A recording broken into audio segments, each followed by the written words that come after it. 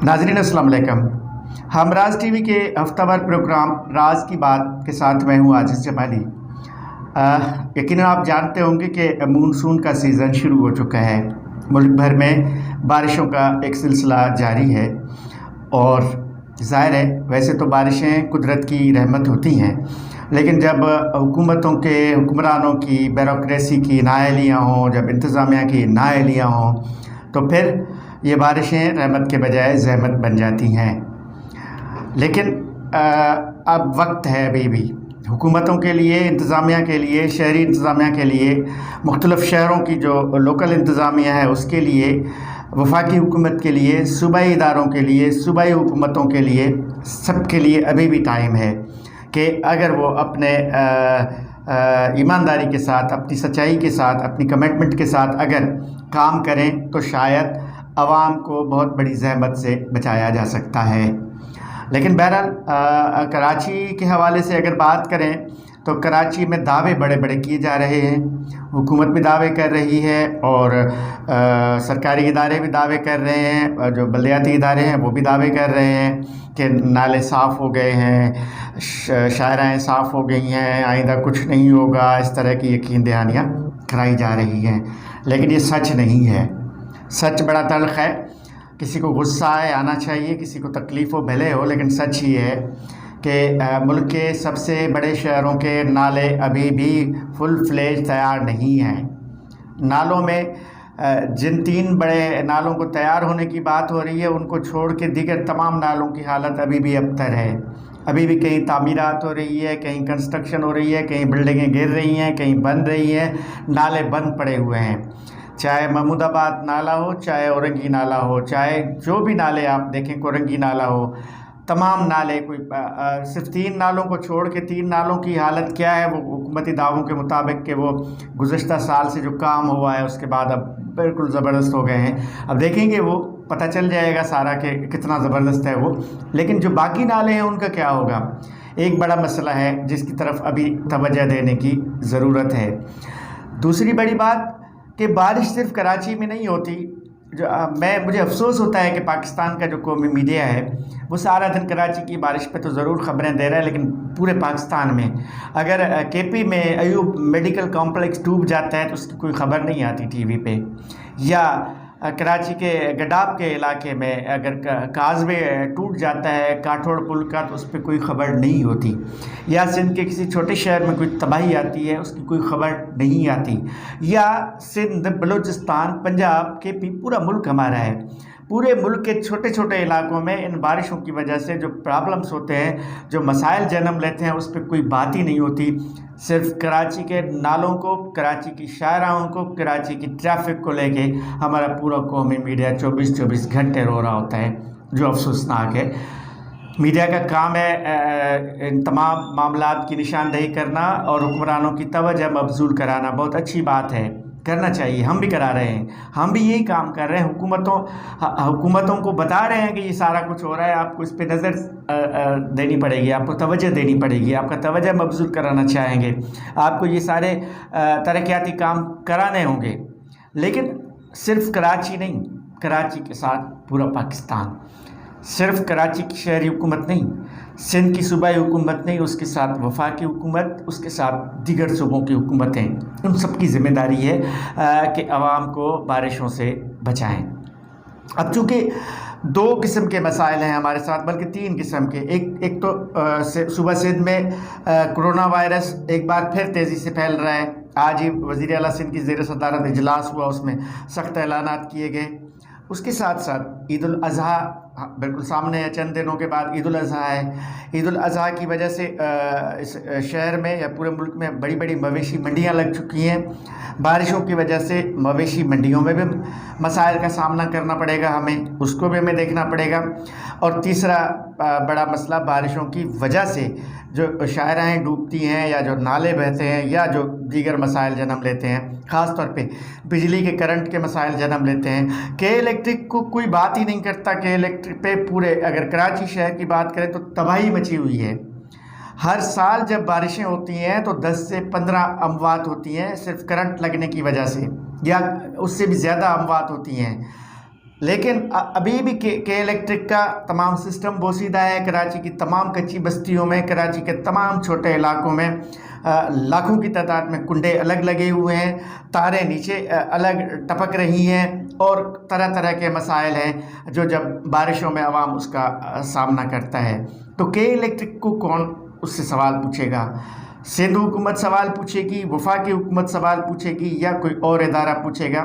ये भी एक सवाल बनता है कि के इलेक्ट्रिक ने जो तबाही मचाई है उसका ज़िम्मेदार कौन है? के इलेक्ट्रिक बराह रास्त वफाकी हुकूमत के अंडर, और इस वक्त अभी बारिशें शुरू होते ही, बारिश का पहला कतरा शुरू होते ही मुल्क पूरे में लोड शेडिंग का अमल शुरू हो जाता है और कराची में कराची जैसे शहर में 8-8 10-10 घंटे बिजली नहीं होती। उसका ज़िम्मेदार कौन है? यकीनन के इलेक्ट्रिक है, लेकिन उससे कोई पूछने वाला नहीं। तो ये सारे प्रॉब्लम्स हैं, हुकूमती दावे भी हैं इस पे, अपोजिशन की तनकीद भी है इस पे।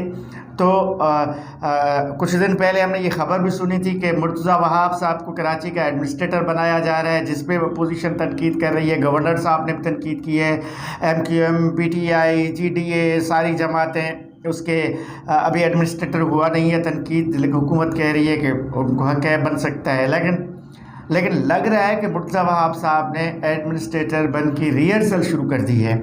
कराची में हालिया बारिशों में उसको जगह जगह पे देखा है हमने, सरगर्म देखा है, हर जगह पहुंच जाते हैं, जहां नाले बह रहे हैं वहां भी पहुंच जाता है, जहां पानी बंद होता है वहां भी पहुंच जाता है। अभी भी जब हम ये प्रोग्राम कर रहे हैं तो अभी मुर्तज़ा वहाब जो है वो कराची के मुख्तलिफ इलाकों के दौरे पर हैं।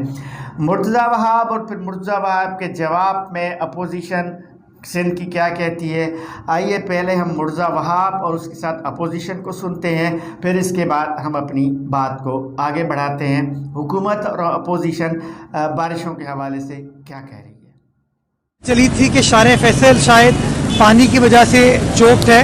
हम इस वक्त शारे फैसल पे मौजूद हैं, रीजेंट प्लाजा का मकाम है। आप पीछे देख सकते हैं कि शारे फैसल पूरी क्लियर है, पूरी थ्रू है, ट्रैफिक की रवानी जो है बिल्कुल आसानी से चल रही है और लेफ़्ट साइड पे जना अस्पताल का एरिया है वो सड़क भी बिल्कुल क्लियर है। तो जहाँ जहाँ पानी माजी में जमा होता था, अल्हम्दुलिल्लाह जो तैयारी की गई है उसका नतीजा ये हुआ कि अब की बार आपको वहाँ पर पानी नज़र नहीं आ रहा। That means the strategy has worked. इंशाल्लाह इसी तरीके से डिपार्टमेंट जो है मुतहर्रिक अंदाज से काम करता रहेगा ताकि शहरियों को ज़्यादा से ज़्यादा इस मुश्किल वक्त में आसानी हो सके। इस वक्त रात के तकरीबन 7:20 हो चुके हैं और ट्रैफिक आप देख सकते हैं कि मामूल के मुताबिक चल रहा है। गुज़िश्ता 2 रोज़ से 3 रोज़ से जब से बारिश स्टार्ट हुई है, पीपल्स पार्टी के कुछ दरबारी जो हैं, रियासत ज़रदार के दरबारी, वो निकले हुए और कह रहे हैं देखो जी हमने सब साफ़ कर दिया, हमने ऐसा कर दिया, हमने वैसा कर दिया, हमने नाले साफ़ कर दिए। और जबकि मैं बताता चलूँ एक रिकॉर्ड की दुरुस्तगी के लिए और मफाद आमा के लिए पता तो चले किसने क्या किया। कराची ट्रांसफॉर्मेशन प्लान के अंदर उसके अंदर तय हुआ था कि बकिया चीज़ों के साथ कि जी जो 3 बड़े नाले, गुजर नाला, औरंगी नाला और महमूदाबाद नाला, ये फेडरल गवर्नमेंट साफ़ करेगी थ्रू NDMA, और 2 जो नदियाँ हैं, लियारी नदी और मलिर नदी को उसकी असल शक्ल में बहाली। ये जो मेगा काम थे ये फेडरल गवर्नमेंट के पास है और जिसके फेडरल गवर्नमेंट ने 35 अरब रुपए जारी भी कर दिए और काम स्टार्ट हो चुका है। NDMA ने बड़ी तेजी से काम करके प्रोफेशनली काम किया है, कंसल्टेंट्स हायर किए हैं, उनसे पूछ के, मतलब उस अंदाज में 70-80% नालों पे काम हो चुका है।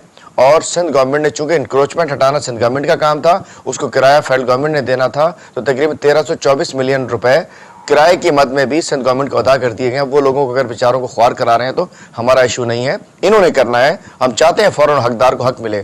तीसरा, 24 मिलियन रुपए जो यूटिलिटीज़ होती हैं, साथ जो लाइनें जा रही हैं कि इलेक्ट्रिक की, गैस की, इसकी उसकी सारी, उस हवाले से भी जारी कर दी गई, जिसकी इसका नुकसान है वो भी 24 मिलियन जारी कर दिए गए हैं। लेकिन दूसरी तरफ ये जो तस्वीरें बना रहे हैं, कह रहे हैं हम तो हैं आप नहीं हैं, मैं बताना चाहता हूं मुझे जवाब दीजिए। सिंध गवर्नमेंट का कोई भी वजीर या मुशीर जवाब दे, मैं 3 दिन से जवाब मांग रहा हूं, किसी से मुंह बिल्कुल एक लफ्ज नहीं निकल पा रहा। मुझे बताइए कि आपने जो है इस पर कमिटमेंट 41 नाले का जो वादा किया था सिंध हुकूमत ने, KMC के 41 नाले सफाई करने का और DMCs के 500 से ज्यादा नाले सफाई करने का, आपकी कमिटमेंट थी उस हमारे कराची ट्रांसफॉर्मेशन प्लान में, मुझे बताइए आपने एक नाला साफ किया, 1 रुपए जारी किया, कहीं कोई काम किया? फेडरल गवर्नमेंट अपने हिस्से का काम इस शहर को डूबने से बचाने के लिए, शहरियों को डूबने से बचाने के लिए 35 अरब जारी किए, किराए के पैसे भी दे दिए, यूटिलिटीज के भी पैसे दे दिए। एनडीएमए बड़ा तेज प्रोफेशनली काम कर रहा है। सिंध गवर्नमेंट सिर्फ बातें कर रही है और अब कहते हैं कि जी हम काम करेंगे तब जब वो बेरिया तक के जुर्माने वाले पैसे में वापस मिल जाएंगे। इस शहर से आप 90% ये शहर जो है इस सूबे के फंड्स जनरेट करता है। हमारा बजट 90% इस सूबे के होता है। 70% पाकिस्तान को इस शहर से रेवेन्यूज आते हैं। नाज़रीन, आपने सुना मुर्तज़ा वहाब साहब फरमा रहे थे कि बिल्कुल रास्ते क्लियर हैं और इस बार हिकमत अमली के तहत काम हुआ है, इसलिए ट्रैफिक जाम भी नहीं होगा और रास्ते शार फैसल भी साफ़ रहेगा। बहरहाल ये मुर्तज़ा वहाब का दावा है, लेकिन आपने दूसरी जानब अपोजिशन को भी सुना तो उन्होंने पीपल्स पार्टी पर तनकीद की है, कराची के इंतज़ामिया पर तनकीद की है। ये सारे मसाइल अपनी जगह पे, इन सारे मसाइल पे सियासत होती रहेगी। ये हमारा एक वतीरा है कि बारिशें होंगी या बारिशों के अलावा कुछ भी हो, उस पर सियासत ज़रूर होगी। हुकूमत अपनी सियासत करेगी, अपोजिशन अपनी सियासत करेगी, हुकूमत अपने दावे करेगी, अपोजिशन अपने दावे करेगी, वफाक अपने दावे करेगी, सूबाई हुकूमत अपने दावे करेगी। ये तो पूरा सिलसिला चलता रहेगा। ये पाकिस्तान की सियासत का एक वतीरा है, एक ट्रैक है, बल्कि ये पाकिस्तानी सियासत की वो पटड़ी है जो कराची से शुरू होकर कश्मीर तक जाती है, कश्मीर से शुरू होकर दोबारा कराची तक पहुंचती है। लेकिन सियासत यही एक दूसरे के लिए खींचातानी और एक दूसरे को खींचना और एक दूसरे को बुरा भला कहना, ये गुज़िश्ता 74-75 सालों से ये सिलसिला जारी है। इसको हम कुछ भी नहीं कर सकते। लेकिन बहरहाल तल्ख़ हक़ाइक़ ये हैं कि ये जो दावे किए जा रहे हैं वो दुरुस्त नहीं है। कराची में अगर बहुत ज़्यादा बारिश हुई तो इस बार भी मसाइल जन्म लेंगे, बहुत ज़्यादा मसाइल जन्म लेंगे। और अगर सिर्फ कराची ही नहीं, कराची के देही इलाके ही नहीं, सिंध भर के देही इलाकों में बहुत सारे मसाइल जन्म लेंगे। गुज़िश्ता बरस भी आपको याद होगा कि जोई में बंद टूटने की वजह से बड़ी तबाही आई थी। आपको ये भी याद होगा कि सिर्फ जोई और दादू में नहीं, सिंध के दीगर इलाकों में भी बहुत सारे मसाइल ने गुज़िश्ता बरस जन्म लिया था। 1 साल इस बीच में गुजरा है, तो यकीनन जो वक्त गुज़रता है, क्या हमने उस वक्त से सबक हासिल किया? जो कुछ गुज़श्ता बरस हमारे साथ हुआ उसको दुरुस्त करने के लिए हम ये दावा कर सकते हैं कि इस साल ऐसा कुछ भी नहीं होगा। वो ठीक है कि आफ़ात कुदरत की तरफ से आती हैं, बड़ी बड़ी आफ़तें नाजिल होती हैं, लेकिन हुकूमतों की ज़िम्मेदारी भी तो कोई बनती है।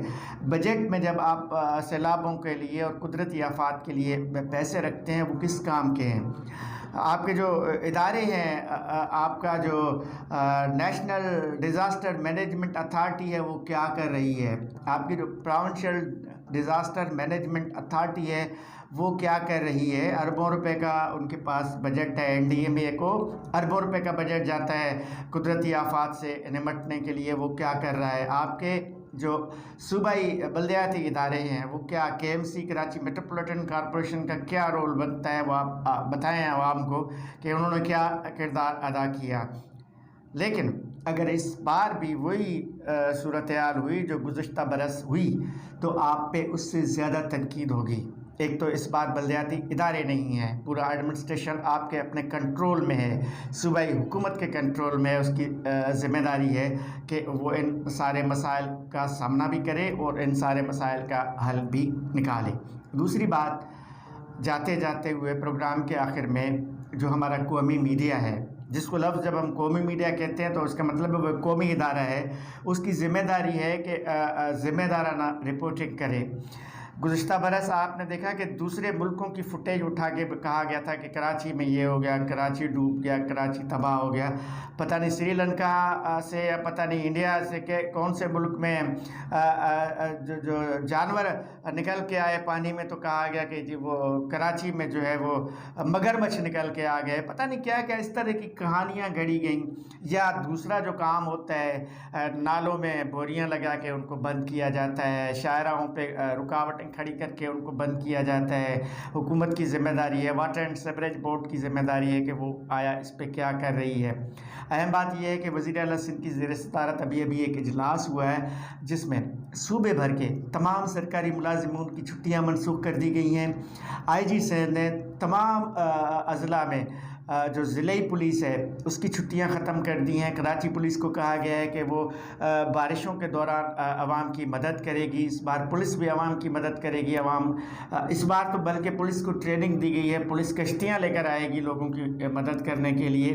तो ये सारा मामला अपनी जगह पे उम्मीद ये की जा सकती है कि इस बार बारिशों का अच्छी तरह सामना किया जाएगा।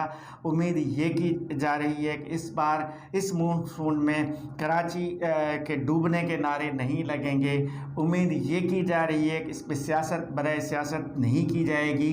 उम्मीद ये की जा सकती है कि कराची के मसाइल को सियासत के ऐनक से नहीं देखा जाए, लेकिन जैसे हैं वैसे देखा जाए।